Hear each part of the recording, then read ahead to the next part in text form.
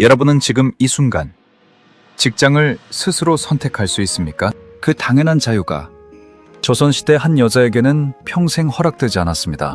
4살. 아직 말도 제대로 못하는 나이에 나라의 명령 한 장으로 궁궐에 끌려간 아이들이 있었습니다. 그 아이들이 맡은 직업은 달랐습니다. 어떤 아이는 왕의 수라를 책임지는 유리사가 됐고, 어떤 아이는 왕비의 빨래를 손으로 빠는 세탁 담당이 됐고, 어떤 아이는 왕의 침실 문 앞에서 평생 서 있어야 했습니다. 그런데 여기서 충격적인 진실 하나, 이 부서 배치 하나로 어떤 궁녀는 역사의 주인공이 됐고, 어떤 궁녀는 역사에 이름 한 줄 남기지 못했습니다. 오늘 이 영상 끝까지 보시면 조선 궁중 조직의 숨겨진 계급 전쟁과 그 속에서 살아남은 여인들의 진짜 이야기를 알게 되실 겁니다. 자, 시작합니다. 우리는 드라마 대장금을 봤습니다. 드라마 동의도 봤습니다. 화려한 한복, 잘 차려진 수라상, 왕의 총애를 받는 미모의 궁녀. 하지만 실제 조선의 궁녀는 달랐습니다. 한국민족문화 대백과사전과 우리 역사넷의 공식 기록에 따르면 조선시대 궁녀의 수는 약 500명에서 600명. 이 여성들은 대부분 관노, 즉 나라의 노비에서 차출됐습니다. 입궁 연령은 부서마다 달랐는데 가장 격이 높은 지밀부서의 경우 겨우 4살에서 8살. 말 그대로 아직 엄마 품을 그리워할 나이에 궁으로 들어온 겁니다. 그런데 문제는 여기서 끝이 아닙니다. 입궁 후 15년이 지나야 정식 나인이 됩니다. 그리고 다시 15년, 총 30년이 지나야 상궁으로 승격됩니다. 즉 4살에 들어왔다면 상궁이 되는 나이는 35살. 그리고 이 모든 과정에서 결혼은 금지입니다. 왕을 신랑으로 삼는다는 상징적 의식, 계례를 치른 순간부터 이 여성들은 법적으로 왕의 여자가 됩니다. 원칙적으로 종신제, 중병이 들거나 더 이상 임무를 수행할 수 없을 때까지 평생 궁을 나갈 수 없었습니다. 여러분, 이게 직장이 아닙니다.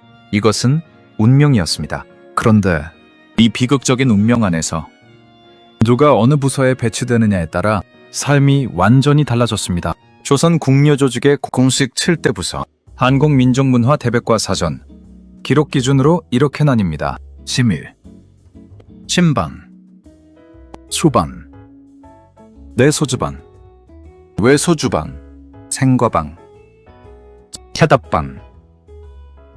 이 중 최종점은 단연 지밀입니다. 지밀은 왕과 왕비의 신변 보호, 잠자리, 음식, 의복 일체를 담당합니다. 내시부, 내의원, 전선사 같은 핵심 관청과의 교섭도 이들이 맡았죠. 그뿐만이 아닙니다.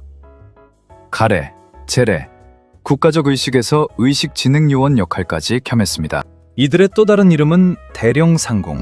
언제 떨어질지 모를 왕의 명령을 기다리며 왕의 그림자처럼 24시간 곁을 지키는 여인들이었습니다. 하지만 여기에는 다른 이면이 있습니다. 왕을 가장 가까이 모시기 때문에 후궁이 될 가능성이 가장 높은 부서이기도 했습니다. 실제로 역사가 증명합니다. 장희빈 장옥점은 지밀 라인으로 입궁해 왕비까지 오릅니다. 조선 역사를 통틀어 궁녀 출신으로 왕비가 된 유일한 여성입니다. 하지만 이것이 축복이었을까요? 그 끝은 1701년 사약이었습니다. 빛이 가난 곳에는 그림자가 짙습니다. 그런데 문제는 지밀 외의 나머지 부서는 어땠을까요? 지밀 다음으로 격이 높은 부서가 침방과 수방입니다. 침방은 왕과 왕비의 의복을 비롯해 궁궐에서 소요되는 모든 의복을 제조하는 부서입니다. 수방은 공중에서 사용하는 복식과 장식물에 자수를 놓는 전문 부서입니다. 이 두 부서의 궁녀들은 특권이 있었습니다. 치마를 양반 부녀처럼 여며 입고 앞치마를 두르지 않고 길게 늘릴 수 있었습니다. 생각식 연습 라인을 둘 수 있는 자격도 이 세 부서, 즉 지밀, 침방, 수방에만 있었습니다.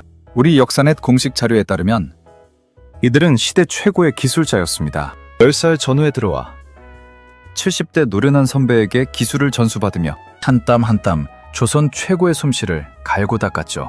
비번에는 다른 처소에 놀러 가거나 붓글씨를 쓰고 책을 읽으며 교양을 쌓았습니다. 하지만 여기서 끝이 아닙니다. 이 부서 아래에는 더 가혹한 현실이 기다리고 있었습니다. 소주방은 음식을 담당하는 부서입니다. 내소주방과 외소주방으로 나뉩니다. 내소주방은 수라간이라고도 불렸습니다. 왕과 왕비의 하루 세끼, 즉 수라를 담당하는 곳이죠. 외소주방은 궁궐 안의 크고 작은 잔치와 제사 음식을 담당했습니다. 조선 궁중에는 잔치와 제사가 자주 있었기 때문에 이것도 눈코 뜰 새 없이 바쁜 곳이었습니다. 여기서 충격적인 사실 하나, 드라마 대장금에서는 수락관 최고 상공이 제조 상공에 오르는 장면이 나옵니다. 그런데 우리 역사넷 공식 기록에는 이렇게 나옵니다. 실제 역사에서는 없었던 일이다. 소주방 라인이 제조 상공에 오르는 것은 사실상 불가능했습니다. 제조 상공은 지밀에서 나왔습니다. 드라마는 드라마였고 현실은 철저한 계급 사회였습니다. 하지만 아이러니하게도 조선에서 가장 극적인 신분 상승은 가장 격이 낮은 부서에서 나왔습니다.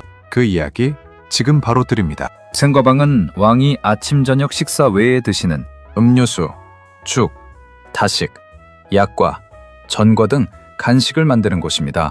기록에 따르면 생과방 나이는 소주방보다는 격이 낮았지만 세답방보다는 높았습니다. 이 부서 나인들은 격일제로 근무했습니다. 지밀처럼 하루 24시간 대기할 필요가 없었죠. 하지만 왕의 간식이라는 특성상 재료 하나, 조리법 하나에 목숨이 걸려 있었습니다. 왕의 건강은 곧 나라의 안위였기 때문입니다. 이제부터가 진짜입니다. 세수관은 세숫물과 목욕물을 담당하는 부서입니다. 내전 청소도 이들이 합니다. 그런데 이것만이 아닙니다. 요강 시중을 드는 것도 수건과 그릇 세척도 세수관의 몫이었습니다. 더 나아가 왕비가 국내에서 나들이를 할 때는 가마를 직접 메고 수행해야 했습니다. 우리 역사넷 공식 기록의 표현을 빌리면 가마 옆에 서서 시위를 한다. 그렇습니다. 왕비의 가마를 메는 것이 이들의 임무 중 하나였습니다. 일의 성격상 그렇게 할 수밖에 없었죠. 복장 하나에도 신분이 새겨져 있었던 사회. 그것이 조선의 궁중이었습니다. 7부서 중 가장 아래 세답방입니다. 세답방은 빨래방입니다. 빨래 이외에 다듬이제, 다리미제, 염세까지 담당했습니다. 일반 사가에서 빨래는 노비의 일이었습니다. 다리미와 다듬이질은 그나마 경험 많은 부인들이 했습니다. 그런데 궁에서는 이 일을 맡은 나인들이 있었습니다. 세답방 나인은 치마를 걷어 올려야 했기 때문에 앞치마를 두르는 것이 기본이었습니다. 생각시를 둘 자격도 없었습니다. 가장 낮은 부서, 가장 힘든 노동. 그런데 여기서 반전이 등장합니다. 세답방보다 더 아래에 있는 존재들이 있었습니다. 품계도 직명도 없이 이름만 있던 하녀들, 물을 깃는 무수리, 세숫물을 대령하는 수목, 심부름과 청소를 맡은 파지. 이들은 궁녀조차 아니었습니다. 그런데 이 무수리 중 한 명이 조선의 운명을 바꿉니다. 숙종의 처소에서 물을 깃던 최무수리. 우리 역사넷 기록에는 이렇게 나옵니다. 숙종의 처소에서 물 깃던 최무수리가 스문을 입어 아들을 낳자 정일품, 숙빈지위까지 올랐다. 그리고 그 아들은 조선 역사상 가장 긴 재위 기간을 기록한 영조 임금이 됩니다. 빨래하던 여인의 아들이 왕이 됩니다. 빨래방보다 더 아래 물 깃는 여인의 아들이 왕이 됩니다. 이것이 조선 궁중이었습니다. 계급이 지배하면서도 기적이 숨쉬는 공간. 여러분은 조선시대 최고 권력자가 누구라고 생각하십니까? 왕? 영의정? 도숨지? 틀렸습니다. 궁 안에서만큼은 제조상궁이었습니다. 우리 역사넷 공식 자료는 이렇게 기록합니다.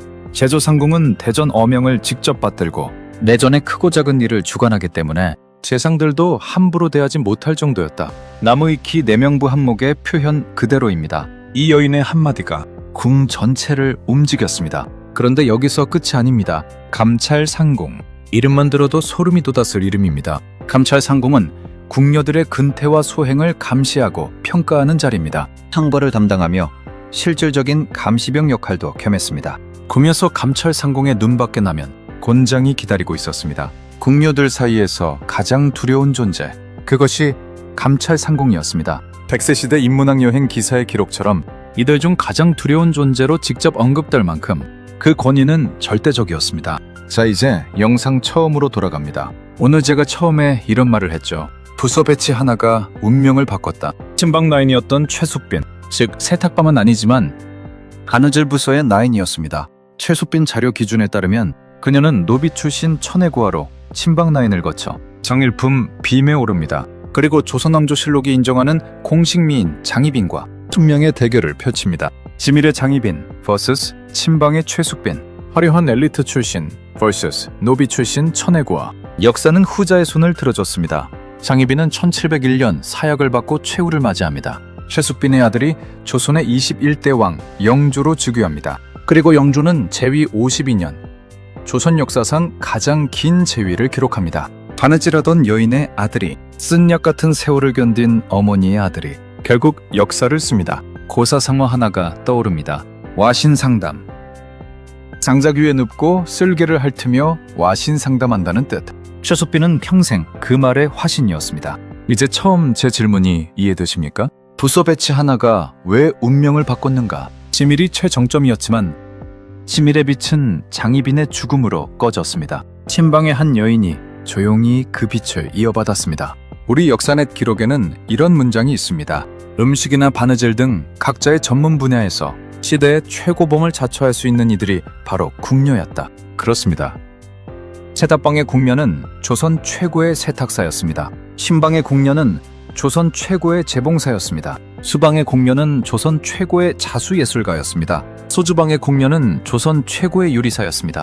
이들 중 누구도 그 일을 스스로 선택하지 않았습니다. 그러나 그들은 그 일에서 시대 최고가 됐습니다. 심리학에서는 이것을 역경후 성장이라 부릅니다. 극한의 제약 속에서도 인간은 자신의 영역에서 꽃을 피울 수 있다는 것. 조선의 궁녀들이 500년 전에 이미 증명했습니다. 한치의 자유도 없는 삶 속에서 그들은 자신에게 주어진 작은 세계를 최고로 만들었습니다. 조선 궁녀의 7부서, 지밀부터 세답방까지. 화려한 지밀의 여인은 왕비도 됐지만 사약도 받았고, 이름 없는 세탁부 아래 물 깃는 여인의 아들은 왕이 됐습니다. 부서가 운명을 만들었지만 결국 운명을 바꾼 것은 그 부서 안에서의 선택이었습니다. 우리는 오늘 내가 선택하지 않은 자리에서 어떻게 최고가 될 수 있는가를 500년 전 궁녀들에게서 배웠습니다. 조선의 궁녀들이 500년 전에 증명했습니다. 선택하지 않은 자리에서도 최고가 될 수 있다는 것을. 이 영상을 본 당신이 지금 당장 해야 할 한 가지. 오늘 자신이 있는 그 자리에서 한 가지를 최고로 만드십시오.